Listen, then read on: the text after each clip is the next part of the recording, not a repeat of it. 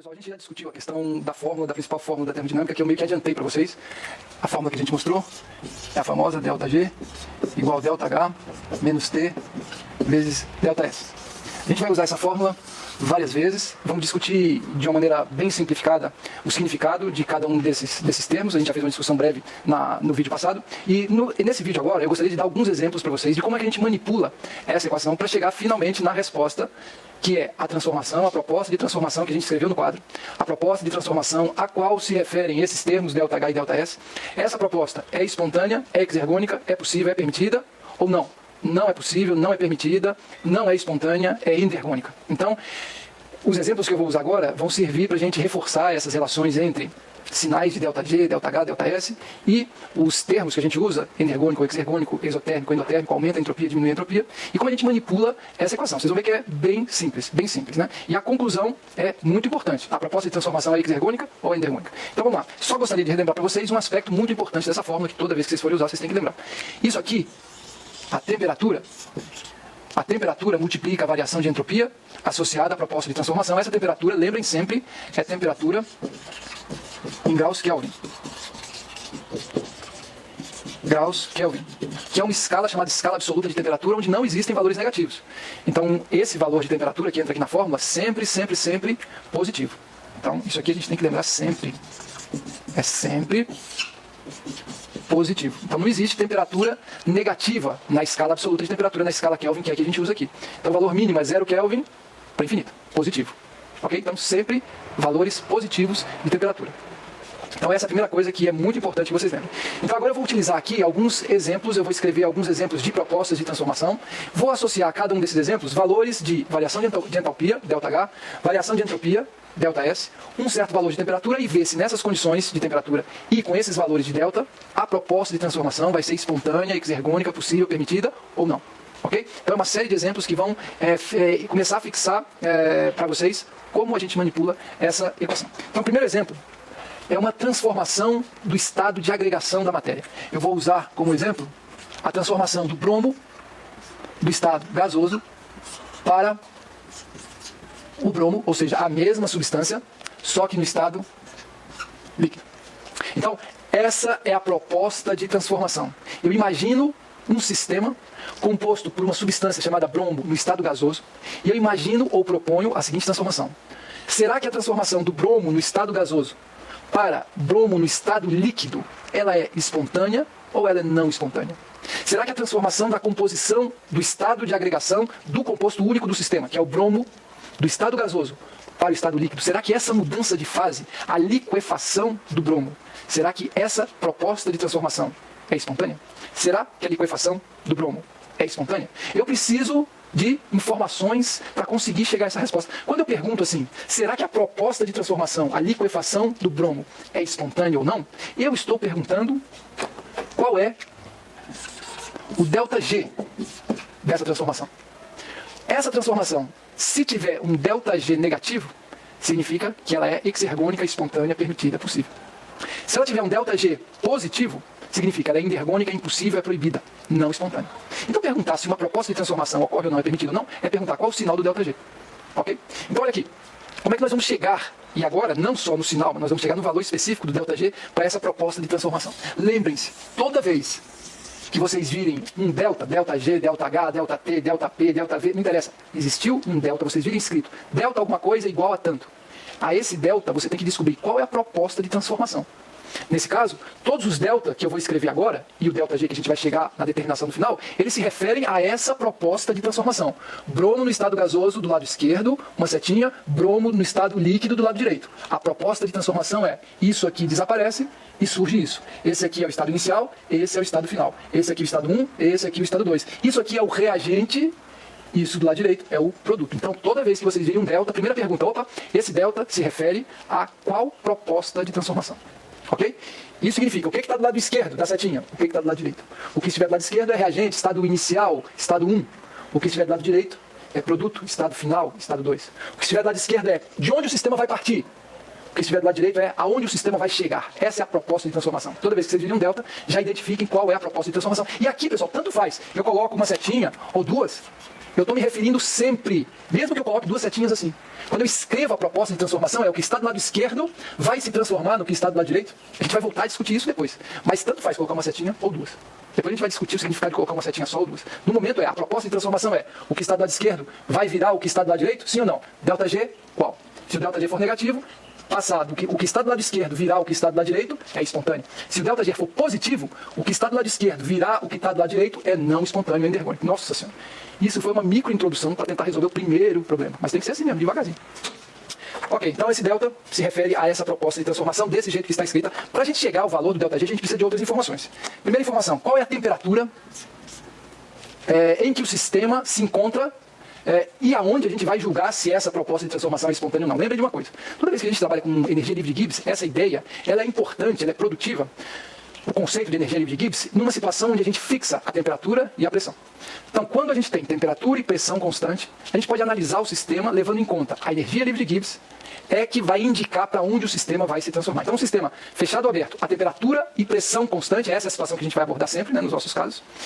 Nessa situação, o conceito, a ideia de energia livre de Gibbs, de variação de energia livre de Gibbs é importante. Então, o que a gente precisa para saber se a proposta é espontânea, é exergônica ou não? É não espontânea, é endergônica. Primeiro, a temperatura. A temperatura é 298 Kelvin.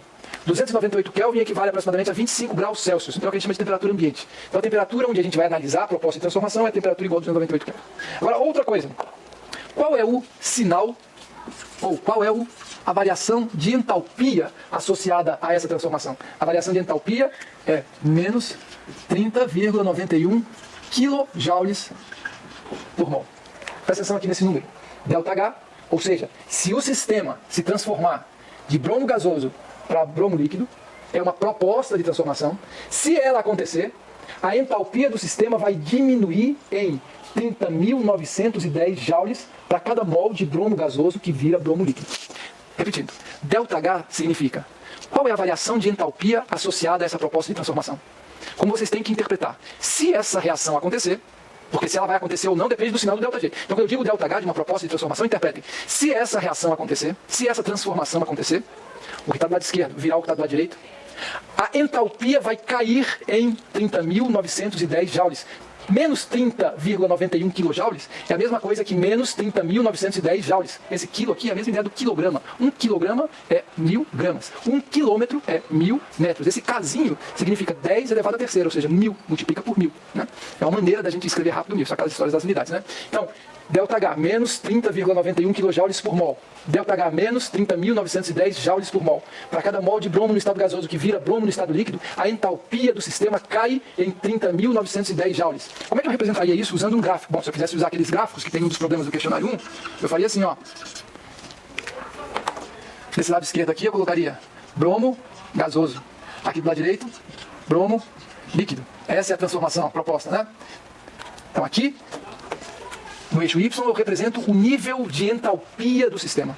Nesse eixo Y, eu represento o nível de entalpia, o teor de entalpia, a quantidade de entalpia, esse tipo de energia, que a gente já discutiu e que vai voltar a discutir, que o sistema tem quando ele é composto por bromo no estado gasoso. É aqui. Bromo no estado gasoso. Quando o sistema é composto por bromo no estado gasoso, o nível de entalpia é esse valor aqui. Quando o sistema é composto por bromo no estado líquido, a quantidade de entalpia do sistema cai para aqui. Então, um sistema que passa de bromo no estado gasoso, desaparece e surge bromo no estado líquido, a entalpia cai desse nível para esse nível. E qual é essa diferença aqui? Ó? A diferença entre a entalpia que o sistema tem composto por bromo no estado líquido, a entalpia do sistema no estado 2, no estado final, menos a entalpia que o sistema tinha quando era composto por bromo no estado gasoso, ou seja, a entalpia do sistema, eu falei entropia, bom, entalpia do sistema no estado 1, no estado inicial. Qual é essa variação aqui? Entalpia final menos entalpia inicial, essa é a própria definição de delta. Delta é sempre alguma coisa, qualquer coisa, x final menos x inicial. Então, nesse nosso caso, a gente sabe que a entalpia final menos a entalpia inicial, ou seja, o ΔH, é menos 30.910 joules. Então, essa distância aqui, ela é exatamente esse valor do delta. Então, a distância, nesse gráfico de entalpia, reflete a variação de entalpia quando o sistema passa de bromo no estado gasoso para bromo no estado líquido. Ok? Tentem raciocinar sempre em termos de delta, como final menos inicial, e a visualização, o gráfico que tenta representar um delta negativo, é sempre isso aqui. Com um delta negativo, a quantidade, a propriedade do estado final é menor do que a propriedade do estado inicial. Só assim o delta vai dar negativo. Okay? Mas vamos lá, qual é o nosso objetivo? Manipular isso. Então a primeira informação que eu dei foi temperatura igual a 298 Kelvin. Segunda informação, ΔH igual a menos 30.910 joules por mol. Menos 30,91 kJ por mol, é a mesma coisa. Terceira informação, fundamental. ΔS igual menos 93,2 joules por Kelvin mol. Isso aqui é como a entropia do sistema muda quando o sistema passa de bromo no estado gasoso para bromo no estado líquido. Esse ΔS pode ser interpretado assim, ou seja, pode ser visualizado assim. No eixo Y, entropia. No eixo X, a mesma coisa do outro gráfico, BR no estado gasoso, mais para a direita do gráfico, BR2 no estado líquido. O nível de entropia do bromo no estado gasoso, aqui. O nível de entropia do bromo no estado líquido, esse nível, associado a esse valor. Aqui, associado a esse valor. Qual é essa distância? Entropia final, nível de entropia final, quantidade de entropia final, menos quantidade de entropia inicial. Isso aqui é o nosso ΔS, que é igual a menos 93,2 joules por Kelvin por mol, que é a unidade de entropia, depois a gente vai discutir isso. Agora observem, aqui não é quilojoules não, é joules. No denominador tem esse K, mas esse K é o K de temperatura. Então aqui você não precisa alterar, né, falar em 1000 joules, não, aqui é 93 menos 93,2 joules por Kelvin mol, que é a unidade de entropia. Energia por Kelvin mol, que é a unidade de entropia, depois a gente vai discutir isso. Bem, essa aqui é a outra informação que a gente precisa. ΔS menos 93,2 joules por Kelvin mol. Com essas três informações, temperatura, ΔH, variação de entalpia, ΔS, variação de entropia, a gente pode responder, usando essa fórmula, se essa proposta de transformação, afinal de contas, ela é espontânea ou não é? Ela é espontânea, o ΔG é negativo? Ou não, ela não é espontânea, o ΔG é positivo? Vamos substituir na fórmula? Direto, simples, vou escrever aqui. ΔG vai ser igual a ΔH menos 30.000, e agora eu vou usar 100 kg, 30.910 joules por mol.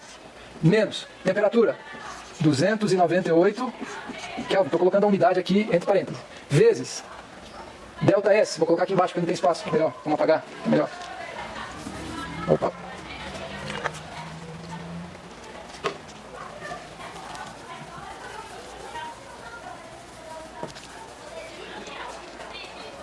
ΔS, menos 93, eu vou colocar entre parênteses, menos 93,2 joules por Kelvin vezes mol.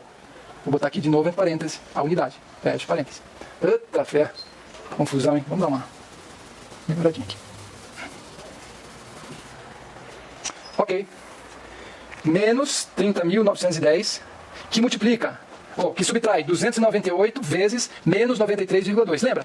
Menos 298 Kelvin. Multiplicado por um número negativo, essa multiplicação aqui vai resultar num número positivo. Então, deixa eu só alterar isso. Não vou nem fazer nenhuma conta. É só para ressaltar para vocês que quando a variação de entropia for negativa, esse sinal negativo vai cancelar com esse sinal negativo e vai resultar num sinal positivo. Então, fica menos 30.910. Vou manter a unidade. Joule por mol, é a unidade da variação de entalpia, mais 298 Kelvin, que multiplica 93,2 joule por Kelvin vezes mol, que é a unidade de entropia, ok? Então a única mudança que eu fiz foi, esse sinal negativo, que prestem atenção, ele está na fórmula. Esse sinal negativo aqui está sempre presente aqui na frente da temperatura.